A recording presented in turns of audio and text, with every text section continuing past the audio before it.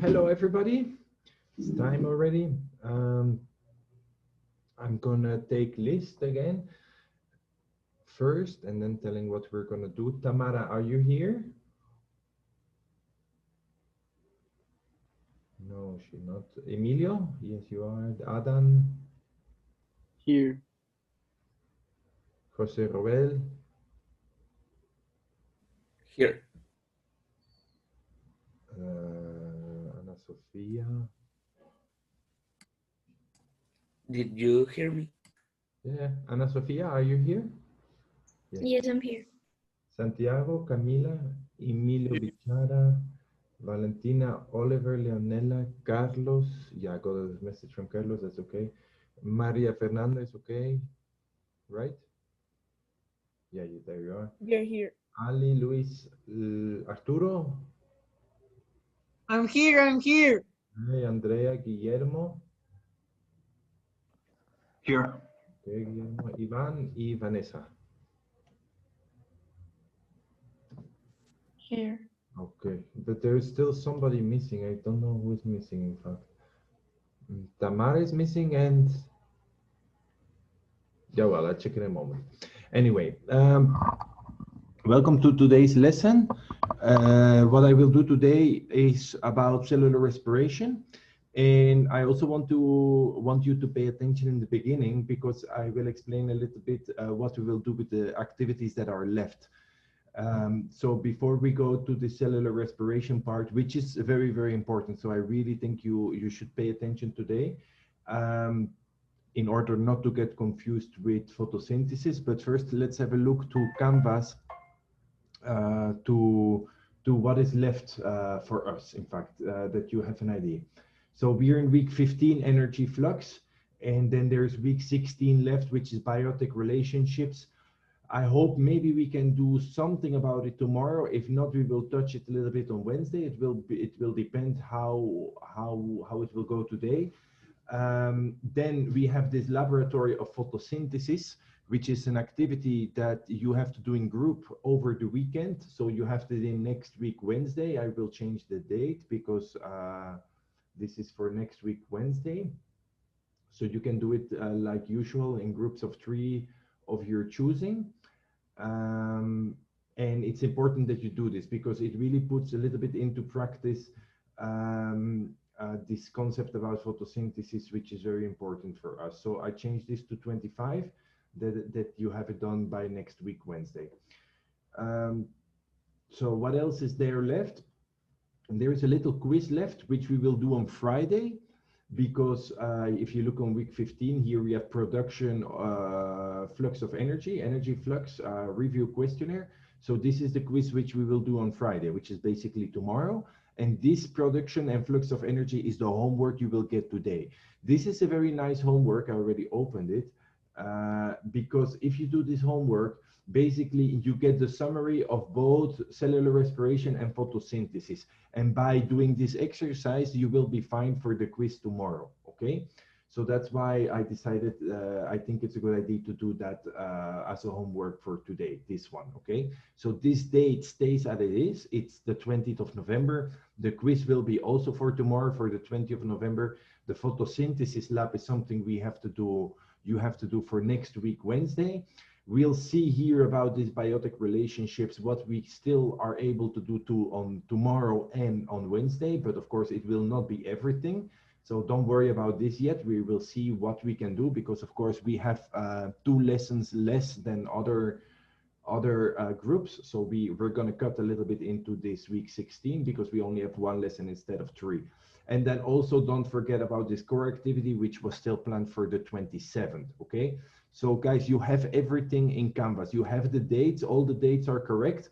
The only thing you don't worry about yet is this of week 16, okay? Because I'm aware we cannot do it all. It's too much because we have only very little time left and we're not gonna be able to do all the details about this chapter, but that's not a problem. If we don't finish this, you will not get the exam questions about these things that we didn't see on the exam. I'm just going to eliminate it from the exam because our yeah, we just had less lessons, you know, nothing we can do about that.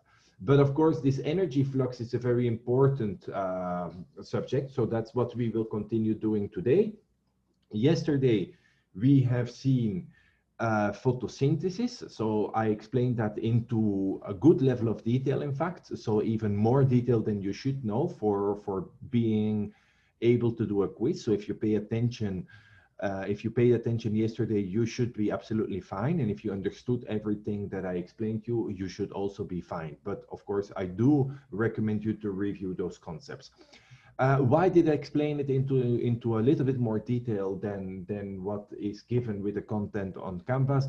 It's because the more detail you have, the better the understanding. Moreover, a lot of things, there is a lot of similarity, one could say, between photosynthesis and cellular respiration. There are also contraries, as we will see, but in fact, you will see that today there is also electron transport chains. We have the same kind of molecules that are involved.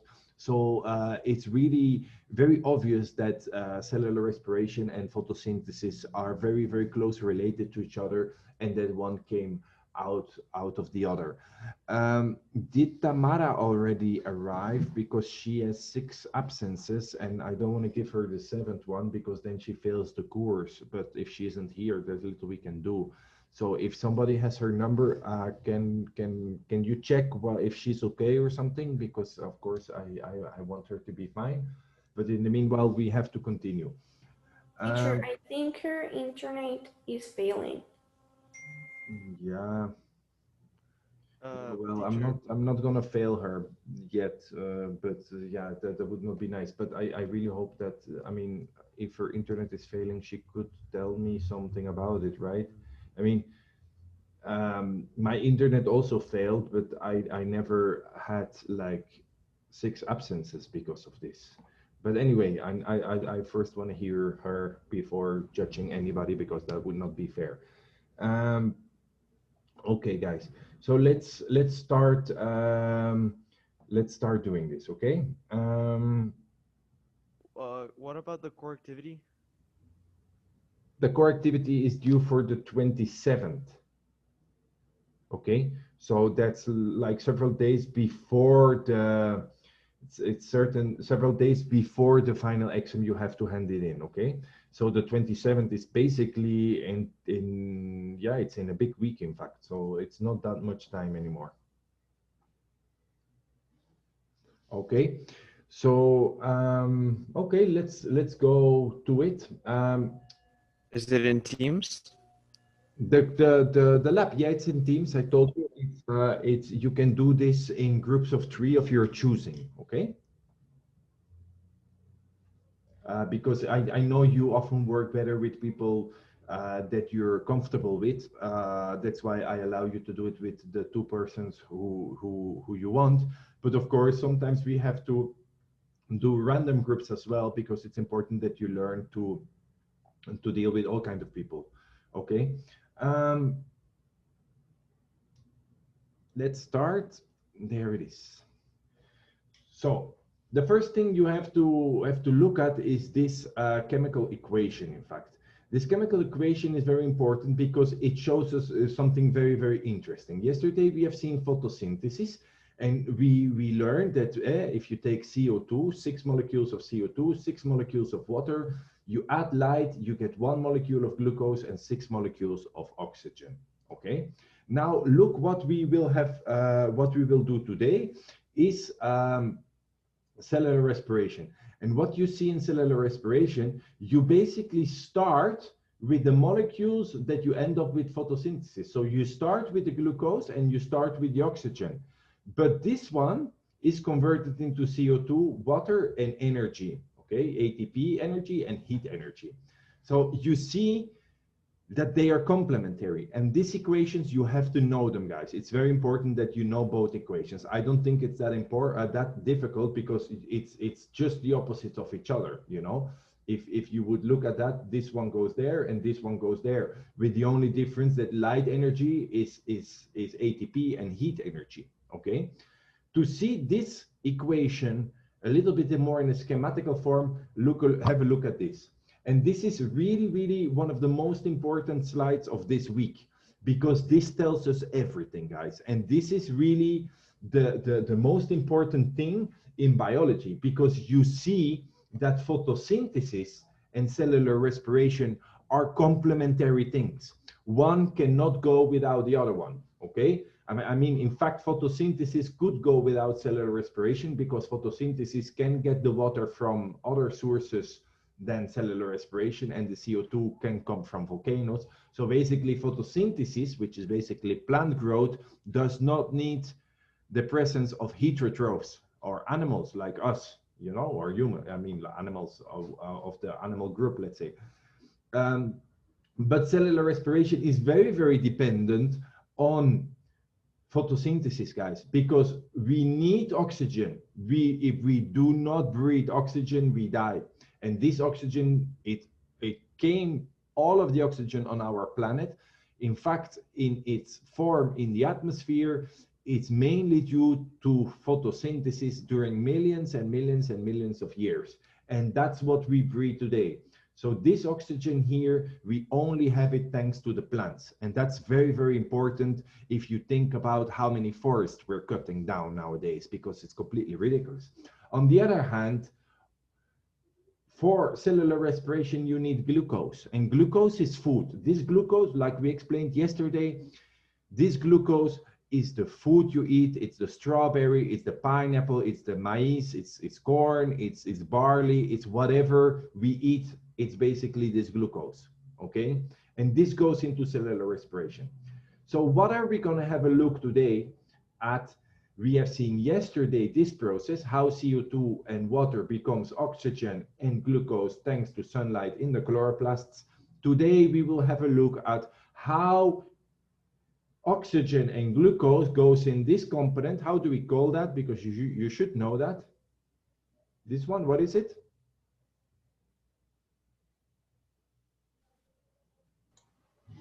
It's a part of the animal cell? No. If this is a chloroplast, which cell organelle are we looking at? Where is cellular respiration happening for 90%? Where is ATP produced in a cell? Ribosomes? Was that the name? Ribosomes. Mitochondria? Yeah, it's the mitochondria, exactly. This is a mitochondria, and it's the mitochondria of the cell that do cellular respiration, and it's the mitochondria that produces the energy. And why do we need glucose, guys? Think about it. Why do you eat strawberries, piña, corn, and whatever you put in your mouth? It's because you need energy to live, okay? This energy is ATP.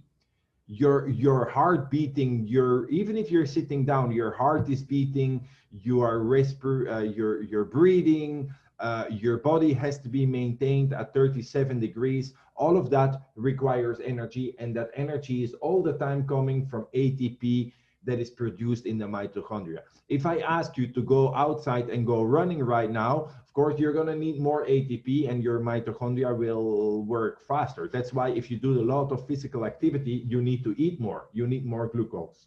Teacher, Yes? I remember we watched a video about ATP and the molecules, how cells evolved. And it said you needed it was a ridiculous amount of ATP to get through just one day. Yeah. And I was thinking I don't think we eat that much ATP, because it said it was like the equivalent of your body mass in ATP. You do eat, we do eat enough, because in fact, we will see today that out of 1 molecule of glucose, you got 36 ATPs, and then you can start calculating how much you have to eat, more or less. But basically, you can eat enough. We do eat enough, and it really depends on the amount of activity you do. The higher the physical activity, the more that you eat. That's why bodybuilders and sportsmen, they have to eat more often and more regularly and bigger portions. Also, that's why persons that are taller and bigger, not fatter, I'm not saying fatter, just bigger, they need to eat more in order to maintain their body operating. But in fact, you would be surprised how much glucose and how much energy there is stored in food. And it is enough, because otherwise we would not be alive. But I do not have the numbers in this course, Emilio. If you want to know that, I even have to do a little bit investigation and do some mathematics about how they do that regularly. Is about taking this amount of grams of this kind of food has that amount of energy, and it's really individual because I mean I weigh 78 kilos, so I have more cells than somebody of 50 kilos. So it takes more food to keep me alive than a certain girl of 50 kilos or 45 kilos because I have more mass. So it's really individual, but this brings us to a whole other area of, in fact, nutriologists and stuff, which is also very interesting, but we cannot go there right now. So guys, let's go to the cellular respiration because otherwise we will not finish. What happens in general cellular respiration? It has three parts. It's the glycolysis, the cellular respiration, and inside here, the electron transport chain, which is part of cellular respiration. But what happens is oxygen goes in, glucose goes in, water goes out, and CO2 goes out, and ATP is produced. Did you ever think, if you breathe out, for instance, on the window of a car, you always know it becomes a little bit wet, right? This is because not because you're breathing out water, it's because, I mean, you are breathing out water, but this water is produced thanks to cellular respiration. In fact, this water is newly water formed coming from glycolysis, in fact. Okay, just that you wonder next time if you blow the window of a car or your house and you think, why is it becoming wet? It's because you're doing cellular respiration. Okay, because the oxygen, the CO2 you breathe out, it always goes together with a little bit of water because this has to be removed from the body. Okay, so which are the big steps of this this glycolysis? Okay. I'm going to make it big again, then I can write stuff like yesterday. It's not too difficult, guys. I mean, not too difficult. I think it depends how much, how good you are at it, but I think it's not more difficult than yesterday.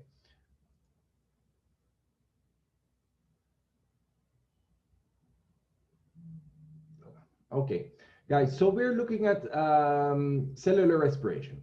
What happens in cellular respiration is basically never forget what we're looking at. We have one glucose, and this glucose becomes CO2, water, and ATP, okay? How that works is in three big steps, okay?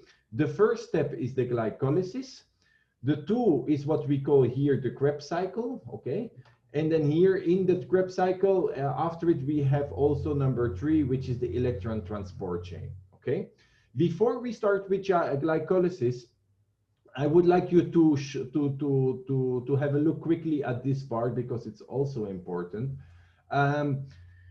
Certain bacteria, they can produce energy when there is no oxygen present. So when oxygen is present, we do cellular respiration. That's why it's respiration. But you also know that when there is not enough oxygen available, we can do fermentation. And this is interesting because even us humans, we can do fermentation. And have you ever run really, really fast, 100 meters or 200 meters, and then all of a sudden your legs start to burn? This is because there is some fermentation happening in your body. It means that there is not enough oxygen present in order to do proper cellular respiration. And the glucose, they go into fermentation, and there is a molecule produced, lactate acid, and this accumulates in your muscles and it causes pain, and it just goes away from the moment that the lactic acid is removed when there is again oxygen present. We're not going to focus a lot on this fermentation. You just have to know that we humans, we are able to do some fermentation in our body. What is the objective of this fermentation is just to have really quick energy when there is not enough oxygen available, okay? And this is what I compare with you running when you have this feeling that things burn, okay? There's, of course, bacteria, like I said before, that also do fermentation. And then think about yogurt, okay? Yogurt is a fermentation process of milk. If you think about production of beer and wine, this is also a fermentation product. But then you don't get lactate, you of course get alcohol, okay? You know that, right? Wine has alcohol, beer has alcohol, but yogurt has not alcohol because this is lactate in fermentation. Okay, so far this, forget about it for the moment, okay? It's not that important, this fermentation for us right now. So what are we gonna have a look at is glucose. Glucose is converted into a process called glycolysis into two molecules of pyruvate, okay?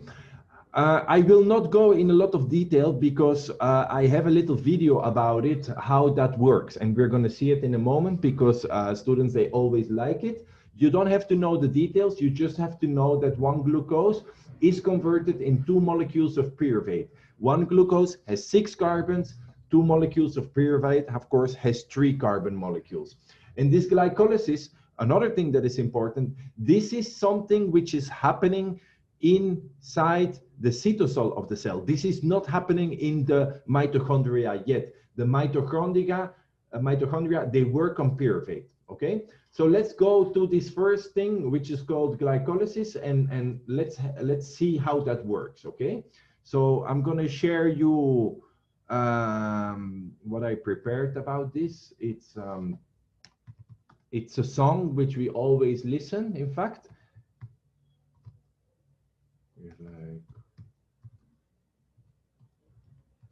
Okay, there we go. It's 4 minutes and it tells us, it's a song that tells us how glucose is cut into pieces in order to become pyruvate, okay? Okay, let me share that with you. And I hope you like the song. Hey, sugar. Come on over here, sweetie. Let's break it down. Glycolysis is a series of reactions, enzymatic actions, energy transactions. Takes glucose and molecules of sugary, breaks it down for NADH and ATP. It's an anaerobic cytoplasmic pathway that amazes. Organized easily into 3 phases: investment, cleavage, and energy harvest. Tell me later which one you like best. Investment, activation, energy supplied. Cleavage, our 6 carbon sugar divides. Harvest, we get our energy yield. So beautiful, so intricate, keep your eyes peeled. Glycolysis, come on sugar for the breakdown, for the breakdown. Investments, like striking a match, that energy you put in makes the fire catch. For glycolysis, investments, 2 ATPs, which act as activation energy. Enzymes take phosphates from ATPs, jam them on a glucose, rearranging it to fructose, leaving fructose 1,6-bisphosphate on the table with 2 phosphates. It's highly unstable, moving us to the second phase, the cleaving of fructose bisphosphate, because glycolysis means splitting sugar, you can see. Cleavage yields 2 molecules with carbons 3. One is glyceraldehyde 3-phosphate G3P. It continues on our pathway broken down for energy, but the second one, an enzyme, will immediately convert into a second G3P. Glycolysis, come on sugar for the breakdown, for the breakdown.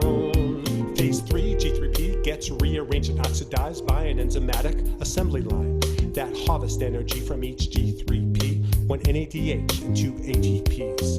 Double this yield per G3P to 2 NADH and 4 ATPs. That's the gross yield for every glucose in. A generous accounting of glycolysis is win, but 2 ATPs were invested in phase 1, so you net just 2 you can use to jump or run.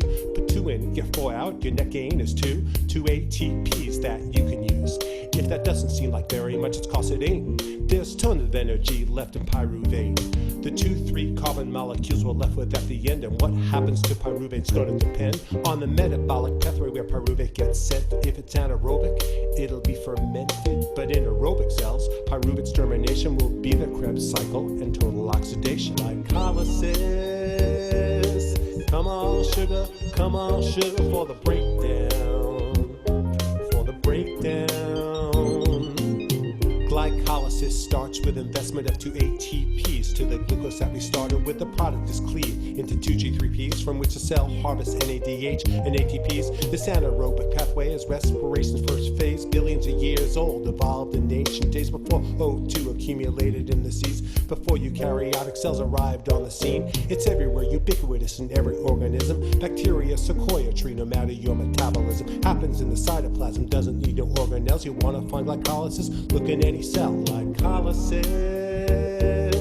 Come on, sugar for the breakdown. For the breakdown. Glycolysis. Come on, sugar.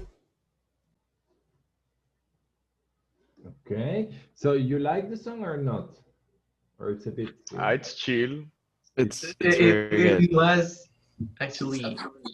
It's very catchy. It's very It's It was surprisingly better. good. It wasn't better than what I expected, actually. Yeah, surprisingly good. for real. That's- In fact, all the information is correct, and I do believe that it has very much interesting information, especially in the end, because this glycolysis part, it's really happening in any cell. Even plant cells can do glycolysis whenever they need energy. So plant cells, they have the ability to do both photosynthesis and glycolysis at the same time. So that was my wife. Yeah, she came in a little bit. So let's have a look now. So we know now glycolysis is glucose into pyruvate. And now we're going to have a look how pyruvate is transformed into CO2 and water. So basically, when this pyruvate that comes from glucose goes into the mitochondria, there is nothing left after it. That's what total oxidation means. It's completely oxidized and everything is converted into energy. And what you get is the waste products of CO2 and water, okay, which are not completely waste, but these are the waste that the end products of the process, in fact. Mister, Yes? are you sharing screen? No, but I will now. Okay, let's go there. So glycolysis is this, okay? Like we said, we have glucose converted into pyruvate. I'm going to spare you all these details about how it is invested and what molecules you get in the middle. Basically, what is important to know is that this glycolysis, you get a net win of only 2 ATPs, okay? Because you have to invest 2 and you gain 4. So 4 minus 2 is 2. So what you win is 2 ATPs, okay? Then we will have a look at the next step, okay? The next step is what's happening in the mitochondria. We have this product which we call pyruvate. This pyruvate goes into the formation of acetyl coenzyme A, which we call the link reaction. And then it goes in a Krebs cycle, which is very similar as the Calvin cycle, but we're not going to see the details right now. But you see that here some ATP is formed and you already have 2 CO2s formed. Okay, that's important to know. In a second, we go to the details. Okay. Then basically what is important here is the pyruvate is converted to acetyl coenzyme A. You have 1 CO2 here and you have 2 CO2s there. Okay, so basically you get rid of all the carbon atoms that go in the form of CO2. So all the CO2 is formed in the Krebs cycle and the formation of acetyl coenzyme A, because you have 1, 2, 3, 1 gone and another 2 gone. It's completely gone, all your carbon molecules. But like I said, the Krebs cycle is a little bit like the Calvin cycle, but opposite in the sense that here you're not using electron carriers, you're making electron carriers. And the electron carriers that you make is NADH, the same one, almost the same one, because in photosynthesis is NADPH. Here you form NADH and FADH2, which are both electron carriers, okay? They absorb the electrons that are formed when the bonds are broken between pyruvate acetyl coenzyme A. They really absorb all the electrons that are released, okay? There is a question I see. Okay, it's Tamara, she came, that's good. Okay, let's go to the next step.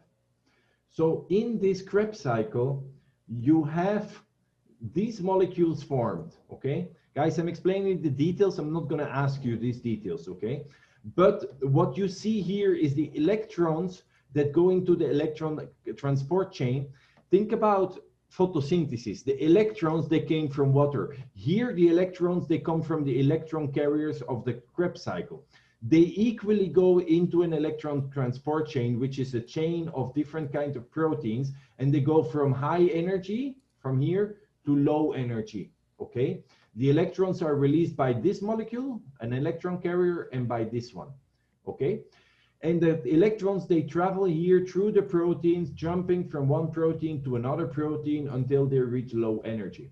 But the energy is not lost. The energy is used to pump H plus into the membrane. Exactly what happens like in photosynthesis, right? Remember?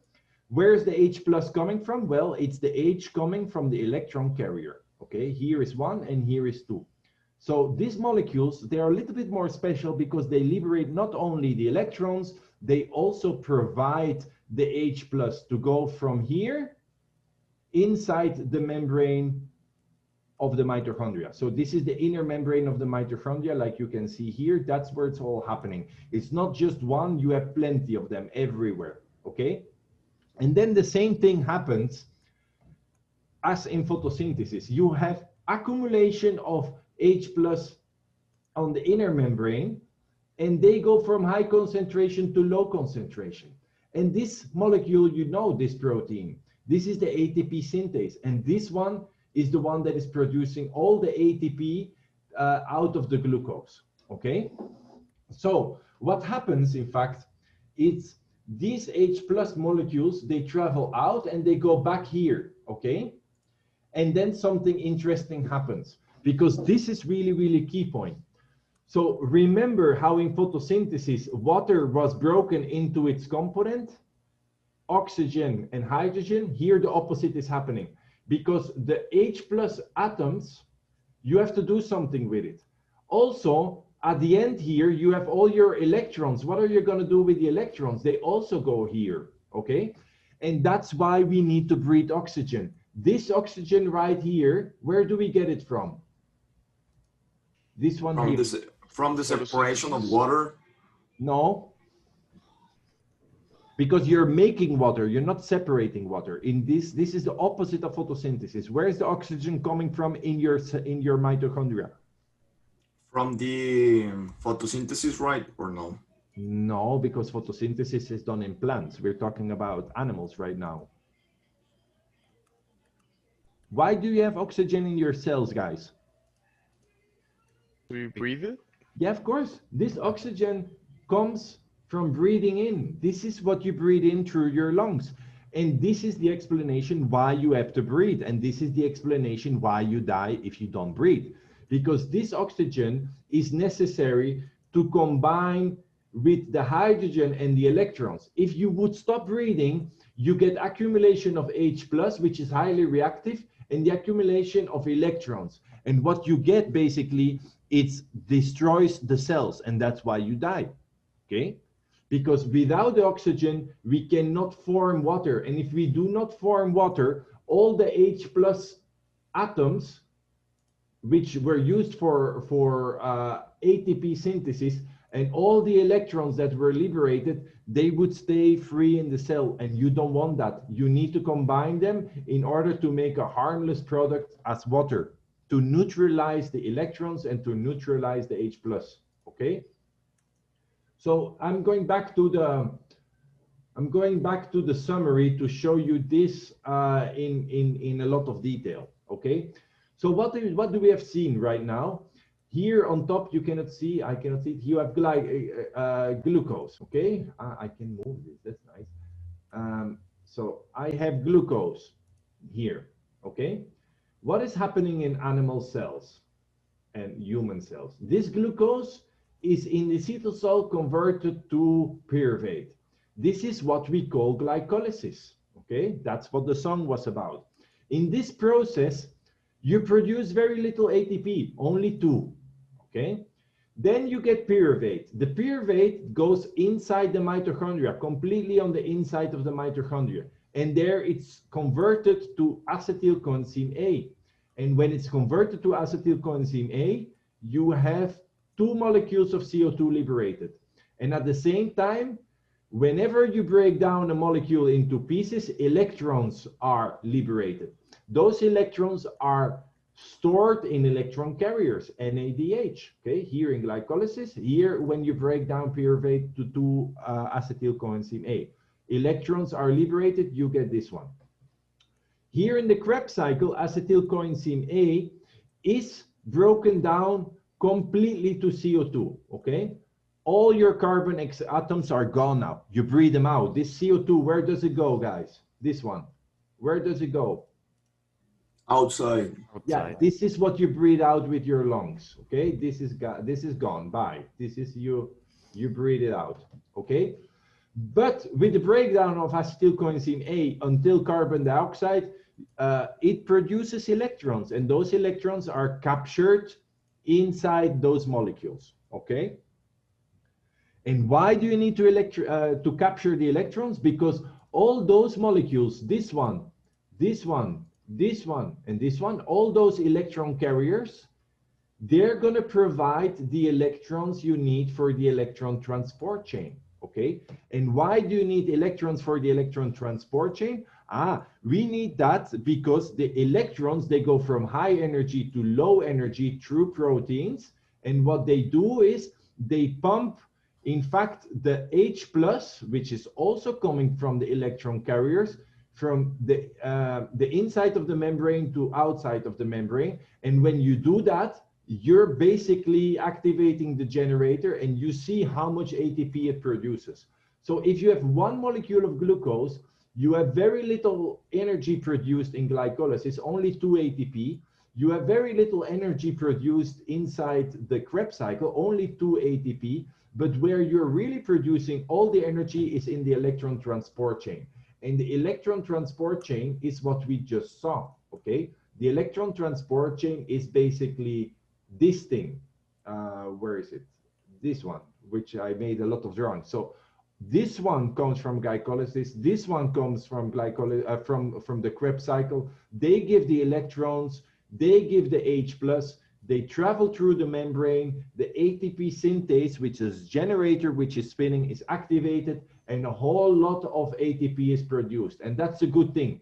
But don't forget that the waste product is the electrons. After this, you cannot use the electrons anymore. You cannot use the H+ anymore. So that's why we need to breathe oxygen, because it's oxygen that combines with the H+ and with the electrons to form water. And that's what you see in this other slide right here.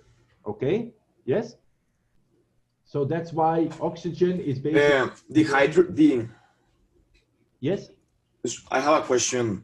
Why does the hydrogen goes out? Because of the low and high concentration, or... Yeah, the hydrogen travels through the membrane because what happens is that the electron carriers, they liberate the electrons and they liberate the H+, okay? And basically you get accumulation of H+ in the inner membrane, and then it travels to the outer membrane through the ATP synthase. And that's basically the gradient you have that produces the ATP, okay? So to understand where the H+, you have to go back to this one. In fact, it would be nice to have them together to understand this really. So in the matrix, yeah, the H+ is liberated, okay, with the electron carriers, also the electrons. But the electrons, they travel through the electron transport chain, and then they're captured by oxygen, okay?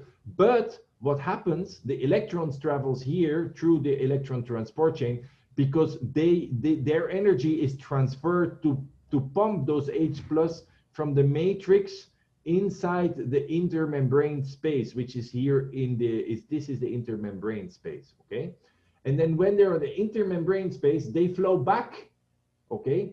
And when they flow back, this is basically what activates the generator that spins and produces ATP, okay?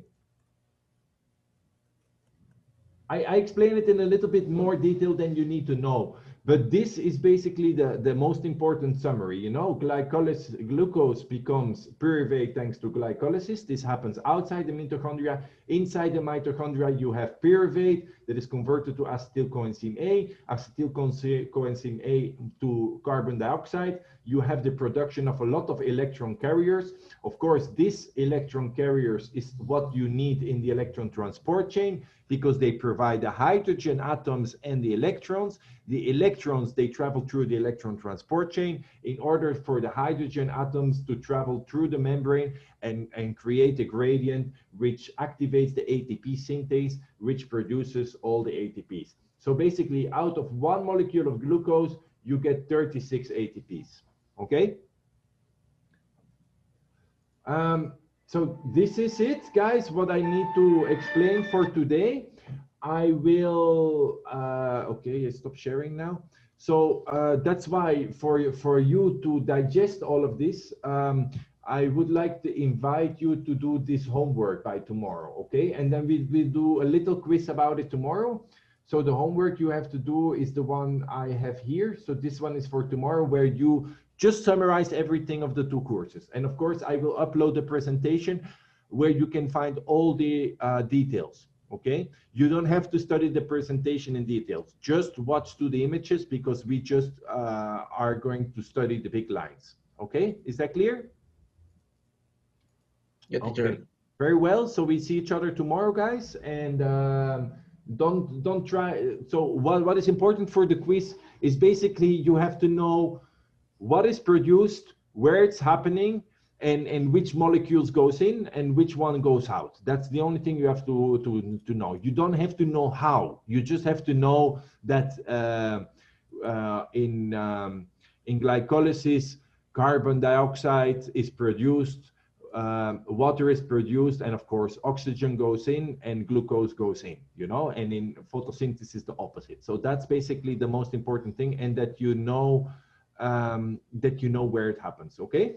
So take care, guys, and we see each other tomorrow, okay? Bye, Mr. Thank you. Oh, sir. Let me see. Bye, teacher.